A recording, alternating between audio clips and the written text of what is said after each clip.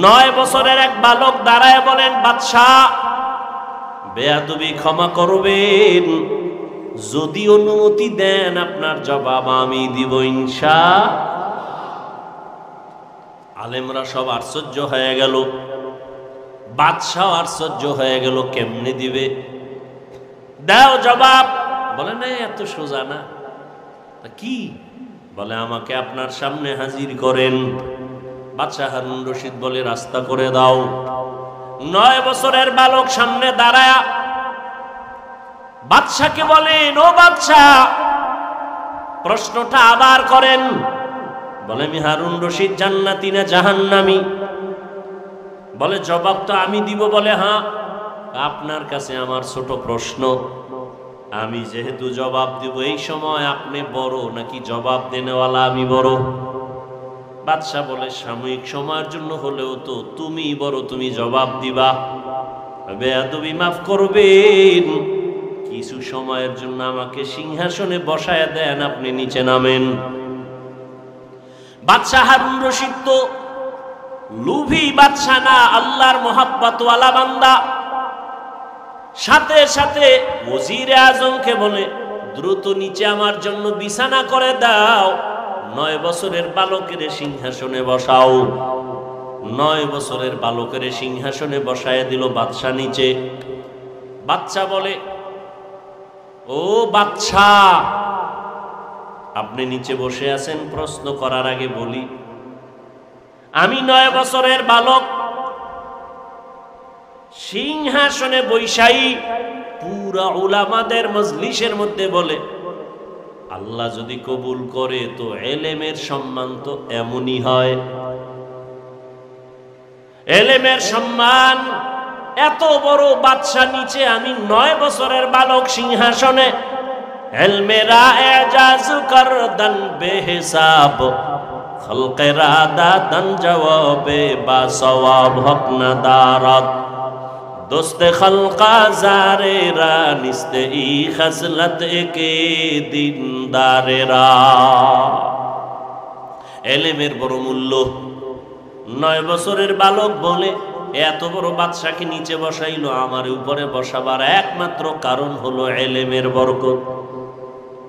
এই জন্য এলেম যার অন্তরে থাকে, যার মধ্যে থাকে, বাংলাদেশের অনেক আলেম ওলামারা পর্যন্ত ভিন্ন লাইনের জানতো না। বাংলাদেশে একজন গভীর জলে বসবাসকারী এলেমের বাহাদুর বসে আছে, মুফতি আব্দুল মালিক দামাত বারাকাতুহুম। অনেক আলেমরাও ভালো করে জানতো না তিনি কে, ছাত্ররা তো জানার কথা নাই। কিন্তু এলেমের বরকত এমন জিনিস, নিজের গোপন করে রাখার কারণে আল্লাহ এমন ভাবে প্রকাশ করে দিছেন যে জাতীয় মসজিদের খতিব। টাকার কারণে না, কিসের কারণে? এলমেরা এজাজ করদান বেহিসাব, খলকেরা দাদান জওয়াবে বা সওয়াব। ভাই ছাত্ররা, মানুষের কাছে প্রকাশ হওয়ার জন্য ফেসবুক চালাও, মানুষের কাছে প্রকাশ হওয়ার জন্য মিডিয়া ব্যবহার করো। যদি মানুষের কাছে দামি হতে চাও, নিজেকে গোপন করো। আল্লাহ চোখের সামনে দেখায় দিলেন দৃষ্টান্ত। আর কি চাও? যে আব্দুল মালিক সাহেবকে জীবনে ওয়াজে দাওয়াত দিয়ে নেওয়া যেত না, কোন পাবলিক ফাংশনে তিনি নাই, সেমিনারে নাই, কোথায় আছে গোপনে, কোথায় থাকেন, মোবাইলে পাওয়া যাচ্ছে না তাকে, একটা ছোট্ট বাটন মোবাইল চালায়। আল্লাহ কোথায় নিয়ে আসেন? মন্ত্রী, উপদেষ্টা, গোষ্ঠী সুদ্ধা, তার পেছনে নামাজ আদায় করে। আল্লাহ কি দেখাবেন? আর তুমি মানুষের কাছে প্রকাশ হওয়ার জন্য, নাম ফুটানোর জন্য লাইভ দেয়। লাইভ কি দেয়? লাইভ। আমি এখন অমুক জায়গায় আছি, সমুদ্রের কিনারায়, পাহাড়ের গলির মধ্যে, বাইতুল্লাহ গিয়েও লাইভ দেয়। ফেরাউনের বাথরুমে ঢুকবো, রেডি থাকেন সবাই। এরকম বেহায়া আছে না নাই? রসুলের রওজায় গিয়া লাইভ দেয়, মানুষ কানতে কানতে বেহুশ, এই বেয়াদব লাইভ দেয়। ওর নিজেরও কপাল পুড়ছে, কান্না নাই, অন্যেরা কাঁদবে তাও পারে না, ওরে লাইভের কারণে।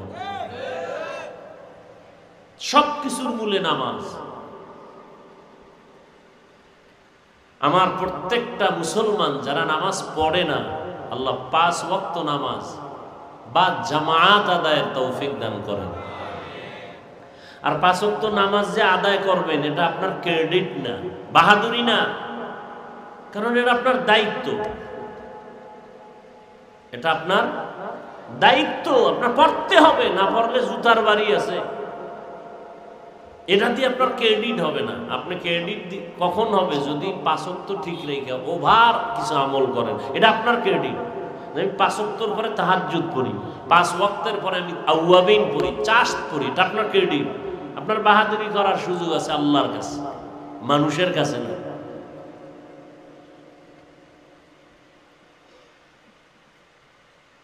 নবীজি বলেন, ইত্তাকিল মাহারিম তাকুন আবাদান নাস। তোমরা হারাম থেকে নিজেদেরকে বাঁচাও তো আল্লাহ মানুষের কাছে মর্যাদা বাড়ায় দিবে। আল্লাহর কাছে তো মর্যাদা বেড়েই আছে, কারণ আল্লাহ পাক মানুষ বানাবার আগেই মানুষকে সৃষ্টির শ্রেষ্ঠ মর্যাদা দিয়া এরপরে বানাইছে। বানাইয়া শ্রেষ্ঠ মর্যাদা দেন নাই, মর্যাদা আগে সিদ্ধান্ত নিয়ে কমপ্লিট, এরপরে মানুষ বানাইছে। ওয়ালাকাদ কাররামনা বানি আদম ওয়া হামালনাহুম ফিল বাররি ওয়াল বাহরি ওয়া রাযাকনাহুম মিনাত তাইয়্যিবাত ওয়া ফাদ্দালনাহুম আলা কাসীরিম মিম্মান খালাকনা তাফদীলা। বনি আদম বড় দামি। ঘোষণা কার? বনি আদম এত দামি, জমিনের মধ্যে আল্লাহ এত সম্মানিত দামি করে কোন প্রাণী আল্লাহ বানান নাই। আগুনের সৃষ্টি জিনেরাও শ্রেষ্ঠ না, নূরের সৃষ্টি ফেরেশতারাও শ্রেষ্ঠ না, একমাত্র মাটির সৃষ্টি মানুষ আল্লাহর আদালতে বড় দামি।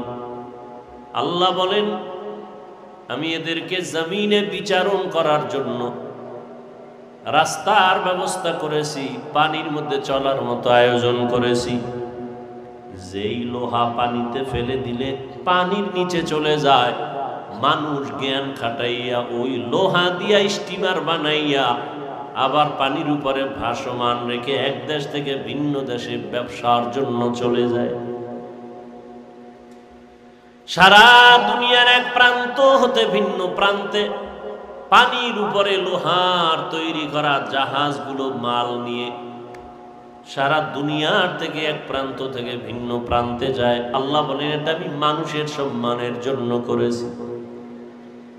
আমি আল্লাহ মানুষকে আবার জমিনে থাকার পরে সুন্দর পিওর খানার আয়োজন করেছি। মানুষের খানা আমি আল্লাহ দেই, গর্তের পিপিলিকার খানাও আমি আল্লাহ দেই, জঙ্গলের হাজারো প্রাণীর খানাও আমি দেই, নদীর মধ্যে কোটি ধরনের প্রাণীর খানাও কে দেন। সকালবেলা একটা পাখি উড়তে থাকে, সারাটা দিন ডানা মেলে উড়ে উড়ে খোলা আকাশে ঘুরে পেট ভরে বাচ্চার খানা নিয়ে বাসায় হাজির। এর খানাটাও আল্লাহ দেন, মানুষের খানাও আল্লাহ দেন। তবে দুনিয়াতে যত প্রাণীর খানা আল্লাহ দিতেছেন, মানুষের খানার মতো পিওর খানা জমিনে আর কোনো প্রাণীর আল্লাহ দেন না। মানুষের খানা এতটা পিওর, সুস্বাদু, শরীরের জন্য ভিটামিন, যত খানা আল্লাহ কাভার করে দিয়েছেন। বান্দা তুমি ভাত খাইবা, চাল থেকে কাভারে ঢুকাই দিলাম। তুমি যদি রুটি খাও, গমটাকেও কাভার করে দিলাম। তুমি নদীর থেকে মাছ খাইবা, মাছেরও কাভার করে দিলাম। তুমি গোশত খাইবা, চামড়া দিয়ে কাভার করে দিলাম। তুমি ফল যদিও খাও, সব ফলগুলো কাভার করে দিলাম।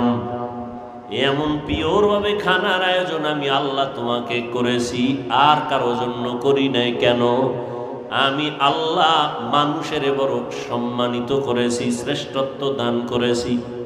আবার এই মানুষের মধ্যে একজনকে অন্যের তুলনায় মর্যাদাবান করেছি। জিন ফেরেশতা সহ সব মখলুকাতের মধ্যে মানুষ বড় দামি। আবার সব মানুষের ভেতরে যারা ঈমানওয়ালা তারা আল্লাহর আদালতে আরো দামি। আবার এই মুমিনের ভেতরে আল্লাহর কাছে তাকওয়াওয়ালা যারা তারা আরো দামি। আবার এই তাকওয়াওয়ালা মুমিনদের ভিতরে আম্বিয়ায়ে কেরাম সবার থেকে বড় দামি। আবার সমস্ত নবীদের মধ্যে আপনার আমার শেষ নবী রহমাতুল লিল আলামিন শ্রেষ্ঠ। আর সমস্ত নবীদের উম্মতের মধ্যে আখিরি নবীর উম্মত আল্লাহর আদালতে বড় শ্রেষ্ঠ। আবার আখিরি নবীর উম্মতের ভেতরে যারা কোরআনওয়ালা ইলমওয়ালা তারা আরো দামি। আবার ইলমওয়ালাদের মধ্যে যারা আমলওয়ালা তারা আরো দামি। আবার আমলওয়ালাদের ভেতরে যাদের আমলে ইখলাস ও তাকওয়া আছে তারা আরো দামি। ইন্না আকরামাকুম ইনদাল্লাহি আতকাকুম, হর কে দারাত খৌফে হক দরদিল মাদাম, জন্নতুল মাওয়া দেহদ ওরা মাকাম জুজবা হকছি জে মখাজ ইনসুজা ফজলে উ আমস্ত দর জুমলা জাহা।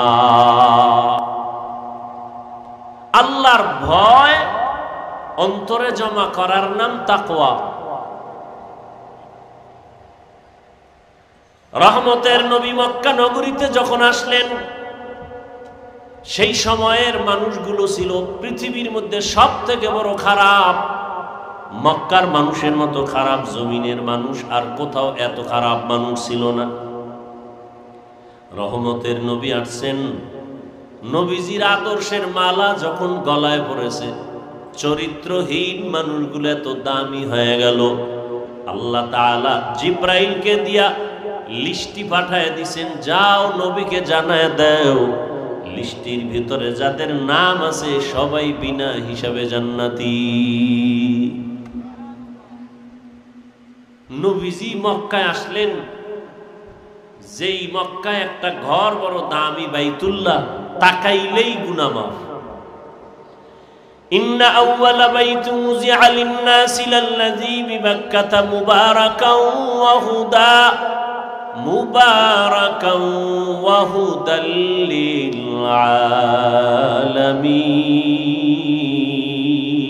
আলামিন। হেদায়েতের ঘর, ইবাদতের ঘর,